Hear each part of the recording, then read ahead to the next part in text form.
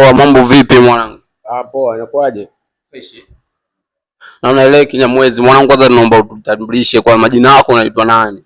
Naitwa Molex DML. Molex. Jina fulani hivi la kibabe mwanangu. From wapi? Yaani leo nilipenda. Yaani hadi unalipata hilo jina ulisinda majina yangu. Yaani nimeunganisha sentence ya majina yangu. Kwa hiyo likatoka Molex. Molex. Hiyo DML nimeokota.